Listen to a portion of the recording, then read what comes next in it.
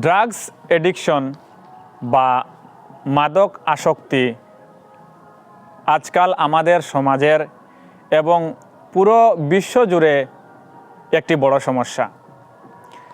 এই মাদক আসক্তিকে কমানোর জন্য আমাদের ভারত সরকার তথা ত্রিপুরা সরকার অনেক ধরনের প্রজেক্ট হাতে নিয়েছে এবং স্বাস্থ্য দপ্তর ও শিক্ষা দপ্তর মিলেও কিন্তু অনেক প্রজেক্ট চালু করেছে শুধুমাত্র এই ড্রাগস এডিকশনকে কমানোর জন্য।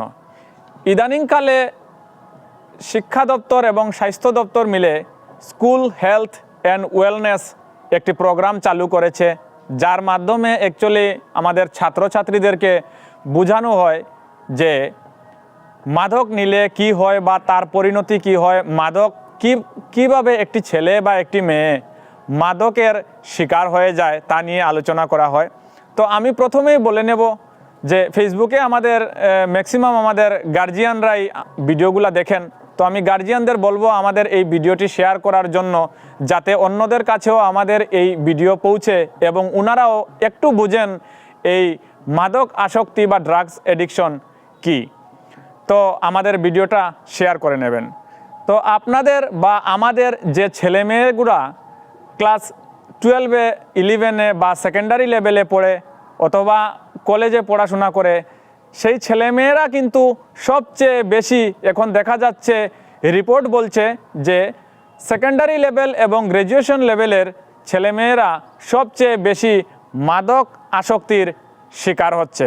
তো আমাদের প্রথম কথা হচ্ছে যে আমাদের ছেলেমেয়েদেরকে আমাদের বোঝাতে হবে, ওদেরকে মোটিভেট করতে হবে যাতে ওরা নেশাদ্রব্য সেবন না করে, এবং যারা নেশাদ্রব্য সেবনের জন্য ওদেরকে জোর জবরদস্তি করে ওদের থেকেও কিভাবে আলাদা হয়ে এবং ওদেরকে মোটিভেট কিভাবে করা যায় তাদের শেখাতে হবে।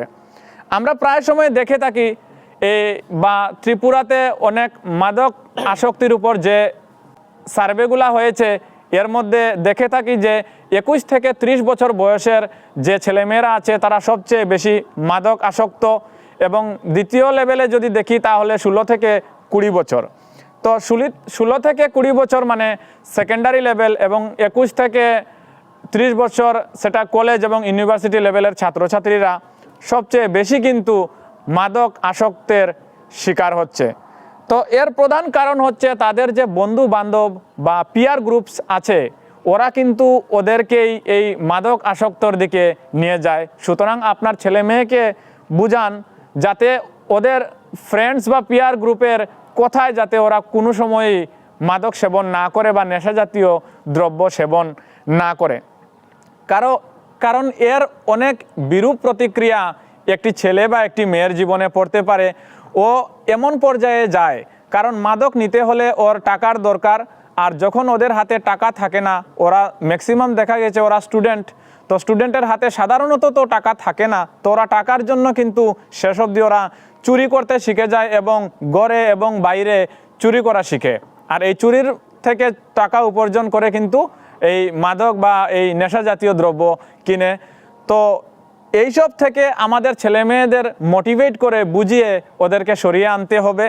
এবং এর সবচেয়ে কুফল হচ্ছে একটি ছেলে বা মেয়ে যখন মাদক আসক্ত হয় তখন কিন্তু তার ফাইন্যান্সিয়াল প্রবলেম, অর্থনৈতিক অনেক বড় সমস্যা হয়ে দাঁড়ায় তার অর্থনৈতিক।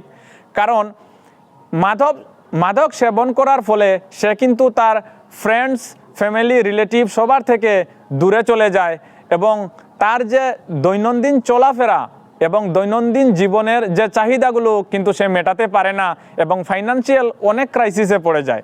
তো আমি সব গার্জিয়ানদের এটাই অনুরোধ করব যে আপনার ছেলে মেয়েদের, বা আপনার যদি ছেলে মেয়ে নাও থাকে আপনার রিলেটিভের তো ছেলে মেয়ে থাকবে, ওনাদেরকে আপনারা বুঝাবেন যাতে কোনো সময় নেশার শিকার না হয়, মাদক আসক্তিতে না পড়ে। যদি কোনো বন্ধু বান্ধবী ওকে জোর জবরদস্তিও করে তাহলেও যাতে সে সেদিকে না যায়, তার জন্য ওদেরকে মোটিভেট করতে হবে। কত মাদক আছে ভাই, বলবো কত আর, যত মাদক থাকুক ভাই সামনে অন্ধকার। আজকে একটা দেশের শক্তি এবং ভিত্তি হচ্ছে যুব সমাজ, আর সেই যুব সমাজ যদি অচল হয়ে পড়ে তাহলে আমাদের সমাজ রাষ্ট্র দুর্বল হয়ে পড়বে। তো আজকাল আমরা দেখলাম যুব সমাজ মাদক দ্রব্য দ্বারা আক্রান্ত। সেই মাদকদ্রব্য সেবন করার ফলে একটা পরিবার তার জীবনে যেমন বিপর্যয় নেমে আসে, তেমনি নেমে আসে তার গোটা পরিবারের উপর। আর আমরা আজকের এই ভিডিওতে আমরা যে মূল আলোচ্য বিষয় সেটা হচ্ছে আমাদের মতো যারা যুব ভাইরা মাদক দ্বারা আক্রান্ত হচ্ছে তার পিছনের কারণ কি সেটা উল্লেখ করা এবং সেখান থেকে কিভাবে বেরিয়ে আসা। তো আমি খুব সংক্ষেপে আমি আলোচনা করছি যে একটা যুবক ভাই বা তরুণ যখন সে মাদক দ্বারা আক্রান্ত হয় তার পেছনে অনেকগুলা কারণ থাকে। যেমন তার কুসঙ্গ হতে পারে,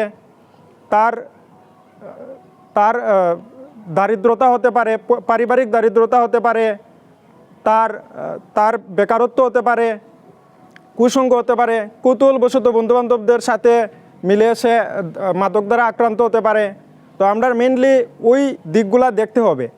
যখন কোনো আমার ভালো বন্ধু কোনো কুসঙ্গ দ্বারা আক্রান্ত হবে বা আক্রান্ত হতে যাচ্ছে, সেই মুহূর্তটাকে আমরা উপলব্ধি করতে হবে এবং সেই ভালো বন্ধুটাকে আমরা মোটিভেশনের মাধ্যমে ঘুরিয়ে আনতে হবে। আজকে আমাদের ত্রিপুরার জন্য একদিকে যেমন লজ্জার ব্যাপার, একদিকে গর্বেরও ব্যাপার। দিন দিন ত্রিপুরা ডেভেলপমেন্ট হচ্ছে, এটা আমাদের জন্য ভালো। কিন্তু একদিকে যদি আমরা দেখি মাদক দ্বারা যে রেকর্ড বেরিয়ে আসছে, বিশেষ করে আমরা উত্তর ত্রিপুরা একটা রেড জোন এরিয়ায় বলা যায়। উত্তর ত্রিপুরার কিছু এরিয়া আছে যেমন কাঞ্চনপুর, দামছড়া, এই এরিয়াগুলা রেড জোনের মধ্যে রাখা হচ্ছে। তো আমরা আমাদের সোসাইটির মধ্যে যে ভাইটা সেই মাদক দ্বারা আক্রান্ত হচ্ছে বা ওই কুসঙ্গ পথে যাচ্ছে, আমাদেরকে খেয়াল রাখতে হবে যাতে ওরা যাতে ওই পথে না যায়। সেক্ষেত্রে আমাদের গার্জিয়ানকে বিশেষ করে ভূমিকা রাখতে হবে। কারণ জীবনের প্রতিটি স্তরে, বিকাশের প্রতিটি স্তরে মা বাবার গুরুত্ব উল্লেখযোগ্য। পাশাপাশি আমাদের যারা শিক্ষক মণ্ডলীগণ আছেন, আমাদের এলাকার যারা বয়োজ্যেষ্ঠরা আছেন, সবার খেয়ালের মাধ্যমেই আমাদেরকে এই জায়গাটা থেকে বেরিয়ে আসতে হবে। প্রশাসনের উদ্যোগ তো চলছেই, প্রশাসনের উদ্যোগে কাজকর্ম চলছে, পাশাপাশি আমাদেরকেও আরও বেশি এগিয়ে আসতে হবে। তো সবাই আসুন মাদকজাত দ্রব্যকে নির্মূল করার চেষ্টা করি এবং আমাদের যারা যুবক ভাইরা আছেন তাদেরকে একটা আলোকময় জীবন দান করি। ধন্যবাদ।